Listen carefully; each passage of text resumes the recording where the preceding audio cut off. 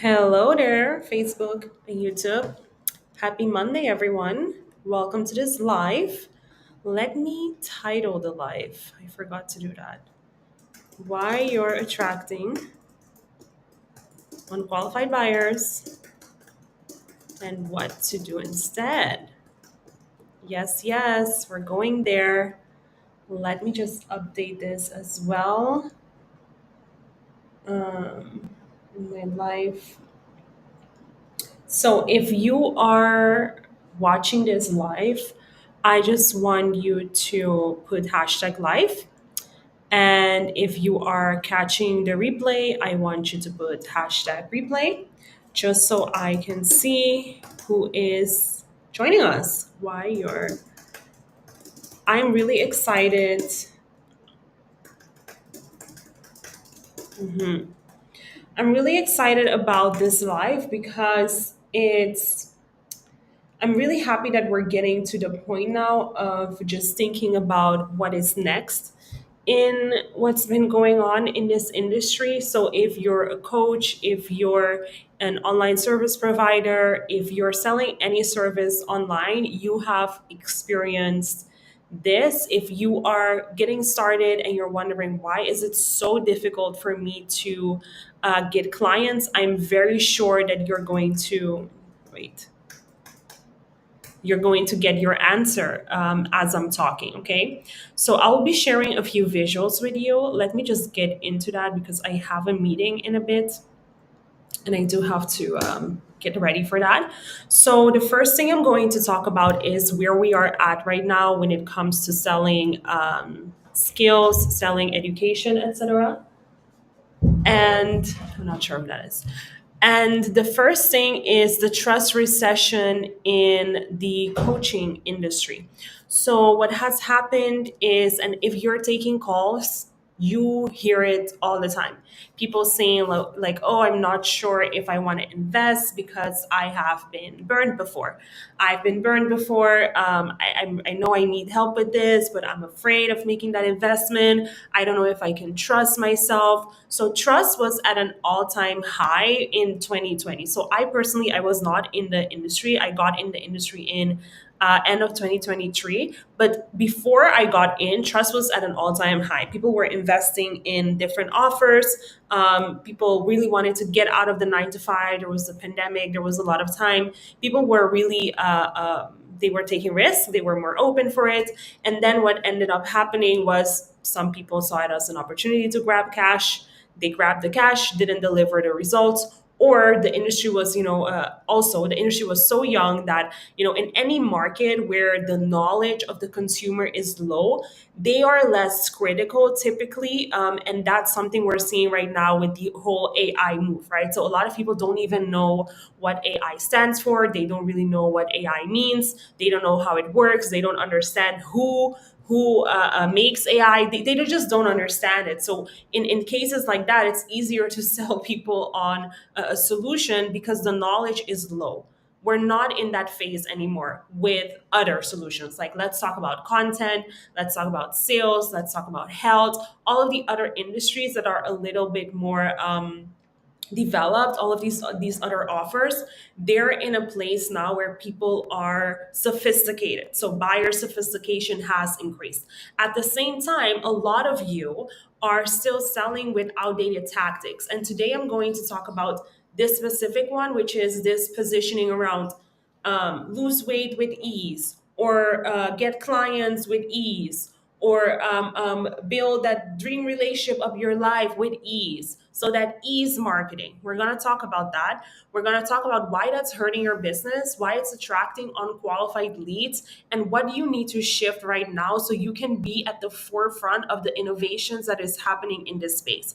All right. So we are really in the era of identity. We're in the era of habits. We're in the era of empowered decision making when it comes to investing. Okay, so what that means is, for you, you need to be grounded, you need to go in depth, you need to become a strategic thinker, and you need to lead with your identity, because people are not going to fall for ease marketing anymore. So I need you to pause and I need you to reflect right now how you have perhaps unwillingly been using the ease marketing in your business.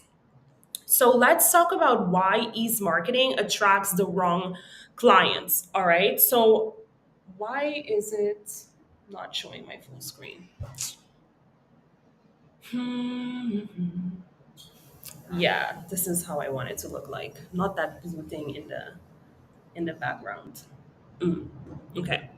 Yes. So let's talk about why ease marketing attracts the wrong clients. So ease marketing, we've all done this at this point, right? So look, I'm not judging anyone. I do think it's important for you to become aware of this and really to shift, because this year what's going to happen is a lot of people are going to exit this industry. A lot of people are going to find something else to do because they're realizing it's more difficult than they thought, right? So ease promise, the person that it attracts, if you think about it, is it will attract the lazy person.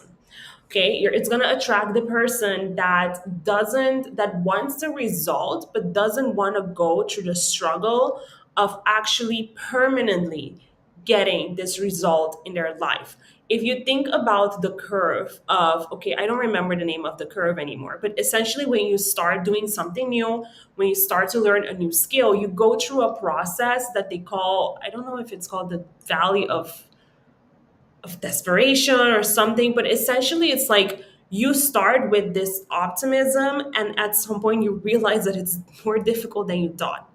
Whenever you use ease marketing, you're attracting the person that will start and then give up because they just cannot take the discomfort. They cannot take the hit on their ego, because not being good at something is related to how they see themselves. So people with potentially a low self-esteem, honestly, we can all have low self-esteem, right? But there's a difference between not feeling great every day, and then there's this difference of having that deep ingrained belief that you cannot do something that's difficult. So that's the type of person you attract when you use ease marketing. Or the type of people that they just ghost or they stop engaging in the program when they don't get fast results, so they don't stick with something long enough to actually get the benefit of it.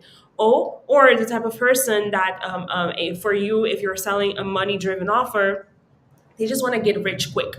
They're like, I need to start making money now. I need to start. They're entitled.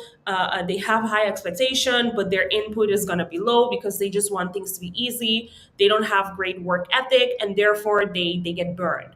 Okay, and obviously getting burned is also partly your responsibility, in a sense of you need to be communicating with people what is your expectation of them in terms of what they have to do to get results, as well as how you facilitate that, right? But right now we're talking about the marketing piece of it. On the other side of it, you have the buyer that you actually really want, right? And look, again, the buyer you want is the one that is going to come in your program because this is the solution they need. It's the time that they need it, and they are ready to start implementing. No one is talking about perfect implementation, because if you have other things going on in your life, it's not always going to be easy.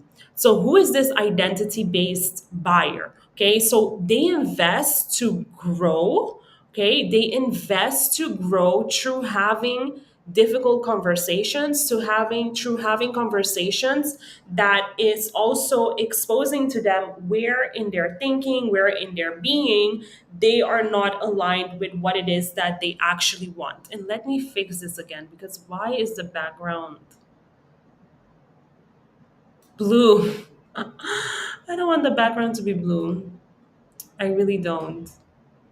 Can we just make it transparent? Yeah, this is better. Oh no, I don't know. Forget the background. They invest to go through difficult conversations. When things get difficult, they stay. And they stay because they understand that getting results isn't always going to be easy.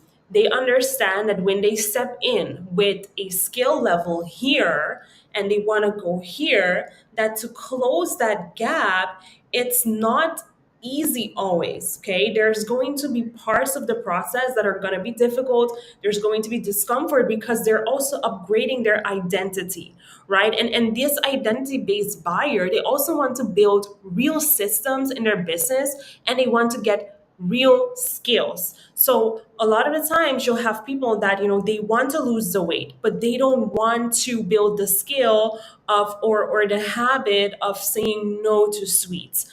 Or they come in expecting, like, yeah, I'm gonna come in today, and tomorrow already the habits have shifted, etc. That's not an identity based buyer. That's someone that wants ease, right? And when you are using ease in your marketing, that's exactly the type of person that you attract. You're attracting unqualified people. Okay, so what you want to do instead, what is it that you want to do instead, right? So let's start to talk about what is actually the psychology of change, so you can understand where all of this is coming from.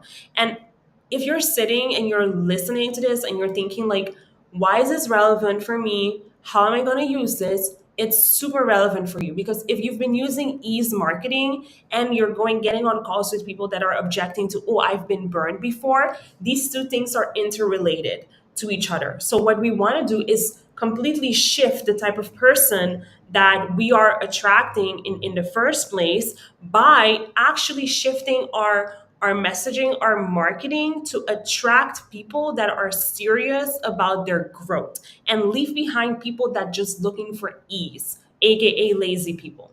So how do you actually get results? And this is like the psychology of change, and these are the three pillars that it's built upon. And these are the things that you also have to infuse in your messaging, in your content, as well as who you are as a person as well. So at the bottom of it, like foundational, it's more the behavioral things, right? So it's like, literally, I'll give an example. If someone wants to lose weight, they need to shift their eating habits. That's behavioral. It's something they have to do. And how do you get lasting change? It takes at least 30 days to 90 days of repetition for the habit to stick. Okay, so repetition, you're doing it consistently, you're doing it. I'm not talking about intensity, I'm talking about repetition. Okay, after we have the behavioral, then we go one level higher, which is the skill. So skill is essentially you becoming having the competence to be able to do something without it having a high cognitive load. So when you start with a new activity, you're thinking a lot about it. You're wondering, how does this work? Am I doing it right? It's just taking you a long time. It's taking a lot of effort, etc. Because you're not skilled yet. So in order for you to build a skill, it's going to take you more hours of practice and feedback. So this is not about repeating the same thing, because you can be repeating the same thing and doing it wrong. It's about getting the practice in and getting feedback so that you can improve on how you are doing it. Okay, so we're talking about habits, skills, and then at the top level, it's your identity, it's who you are. So we're talking about your self concept, how you see yourself, what you associate yourself with. So for example, typically the students of mine, they go through this self concept, this identity shift of, like, I'm not good at sales, to, hey, I have a 40% conversion rate. I have a 60% conversion rate. I can lead a sales call. I'm a business owner, right? So, this is essentially how you get results, and how your students are also going to get results. They have to go through these three layers of transformation, of lasting change. So, contrasting that with ease marketing, get results with ease, there's a big gap here.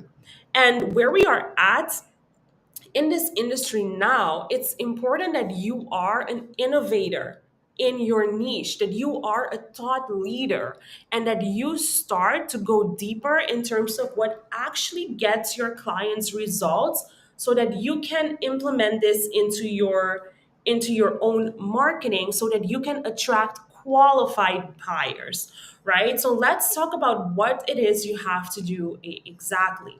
So the old way is where we talk about selling with ease.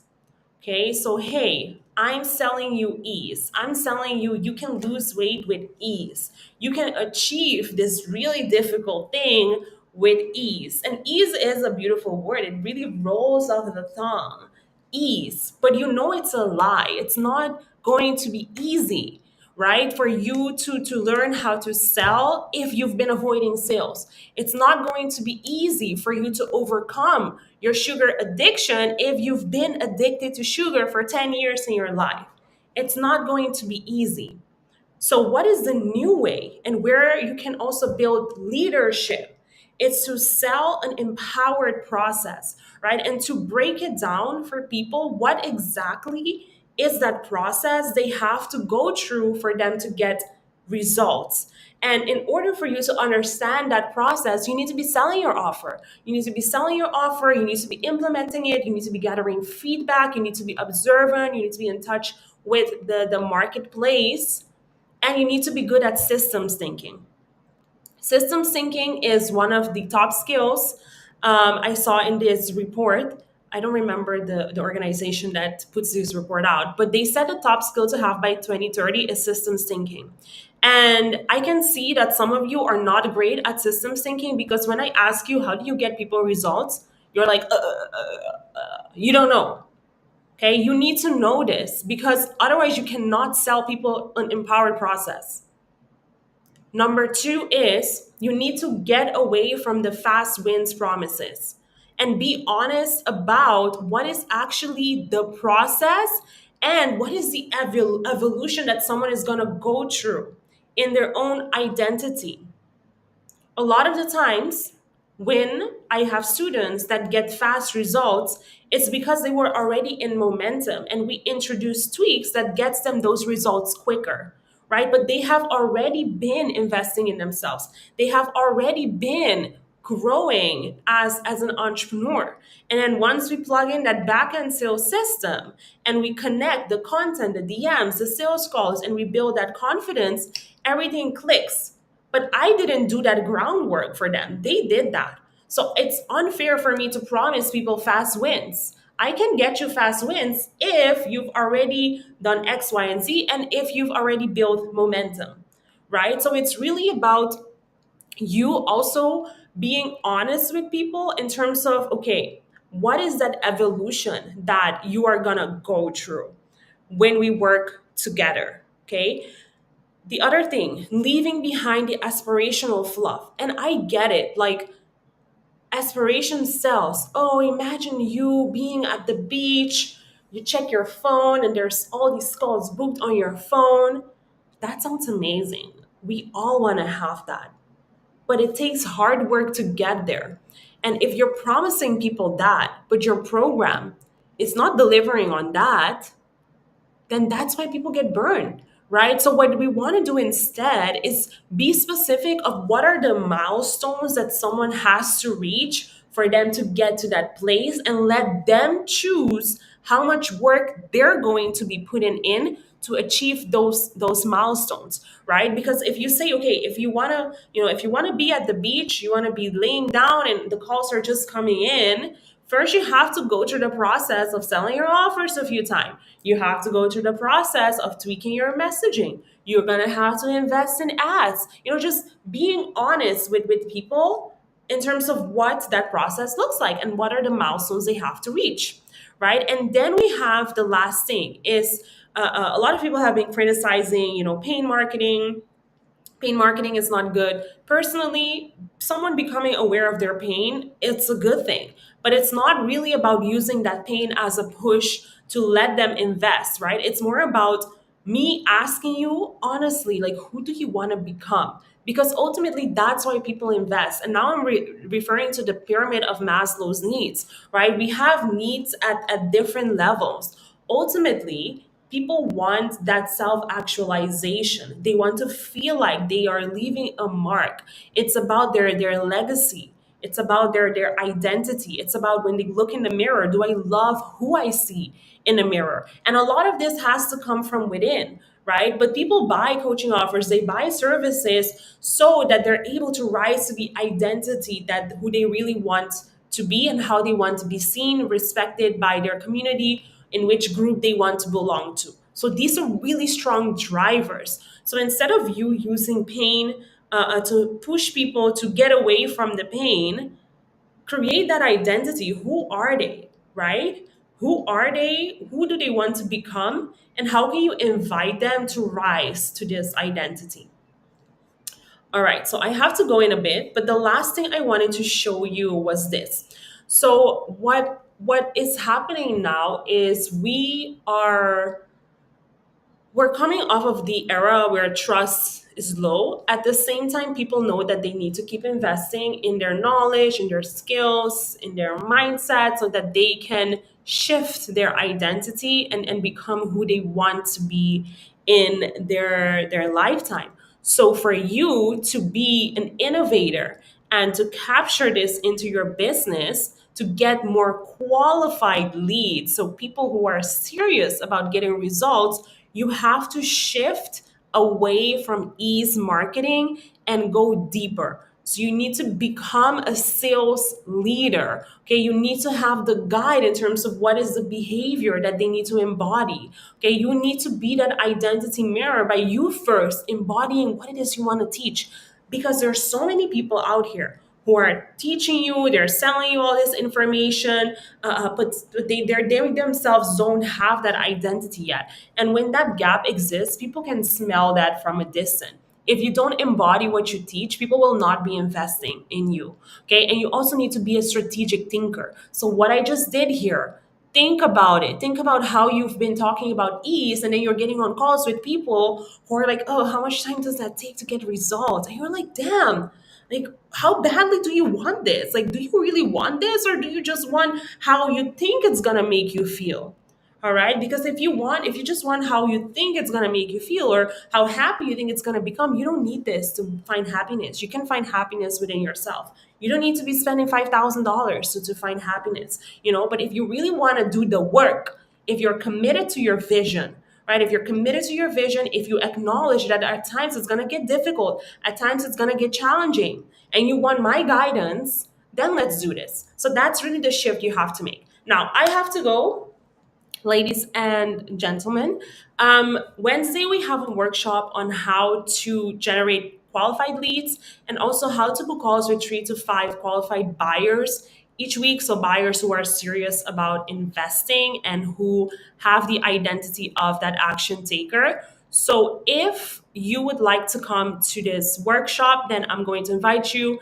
It's 37 USD, it's 1.5 hour workshop, and you're going to leave with very practical and specific next steps, because we're actually going to be doing a lot of work throughout the workshop as well. Okay, so if you want to come, I'm just going to drop the purchase link in the bio for you to buy your ticket. Thank you so much for being here. Remember, #live or